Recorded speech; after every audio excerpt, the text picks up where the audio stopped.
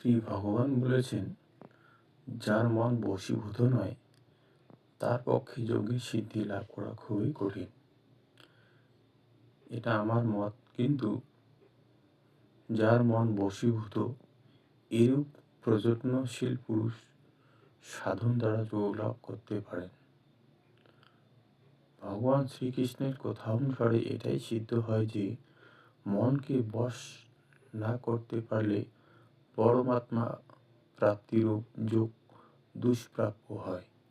যদি কেউ ভাবে যে মন তো ইচ্ছে মতো যথেচ্ছাচারী হয়ে বিষয়াদিতে স্বচ্ছন্দে বিচরণ করবে এবং পরমাত্মার দর্শন আপনা আপনি হয়ে যাবে, তাহলে সেটা ভুল ধারণা।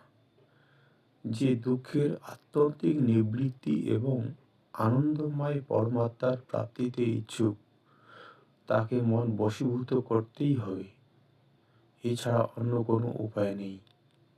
কিন্তু মন স্বভাবত বড় চঞ্চল এবং শক্তিশালী। একে বশ করা সাধারণ ব্যাপার নয়। সমস্ত সাধন মনকে বশ করার জন্যই করা হয়ে থাকে এবং এতে বিজয় লাভ হলে ধরে নিতে হবে যে সমস্ত বিশ্বের ওপর বিজয় লাভ হয়ে গেছে।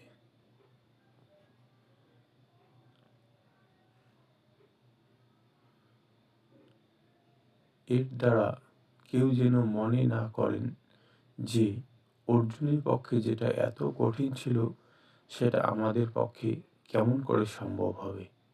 মনকে জিতে নেওয়া অবশ্যই কঠিন, ভগবান একথা স্বীকার করেছেন, কিন্তু তার সঙ্গে উপায়ও জানিয়ে দিয়েছেন। ভগবান বললেন, অর্জুন, এতে কোনো সন্দেহ নেই যে এই চঞ্চল মনকে নিগ্রহ করা খুবই কঠিন, কিন্তু অভ্যাস ও বৈরাগ্য দ্বারা একে বশ করা যেতে পারে। এর দ্বারা এটাই সিদ্ধ হলো যে মনকে বশ করা কঠিন হলেও অসম্ভব নয় এবং একে বশ না করতে পারলে দুঃখের নিবৃত্তি হবে না। সুতরাং একে বশ করাই উচিত। এর জন্য সর্বপ্রথম সাধারণত স্বরূপ এবং স্বভাব সম্বন্ধে জানার প্রয়োজন আছে। সুতরাং মনই জগৎ, মন নেই তো জগৎ নেই। মন বিকারী বস্তু, এর কাজ হলো সংকল্প বিকল্প করা। যে পদার্থকে সে একবার গ্রহণ করে নিজেও তাতে একাকার হয়ে যায়। মন তো আসক্তির দ্বারা চালিত হয় এবং সকল অনর্থের উৎপত্তি আসক্তি থেকেই হয়। আসক্তি না থাকলেও তো মন জগৎ প্রপঞ্চের দিকে যাবেই না। যে কোনো বিষয়ে গুণ এবং সৌন্দর্য দেখলে তার প্রতি আসক্তি হয়, ফলে মন সেই বিষয়ের প্রতি আকৃষ্ট হয়। কিন্তু যে বিষয়ের সে দুঃখ এবং দোষ দেখতে পায়, সে বিষয়ের প্রতি তার বিদ্বেষ হয়ে যায়।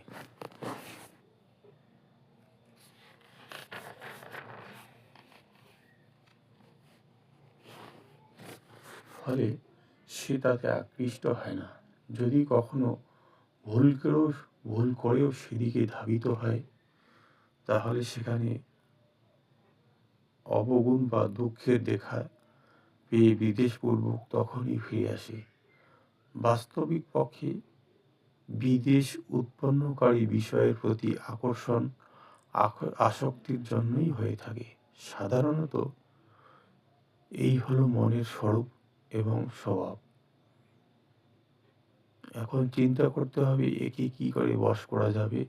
এর জন্য উপায় তো ভগবান বলে দিয়েছেন, অভ্যাস ও বৈরাগ্য।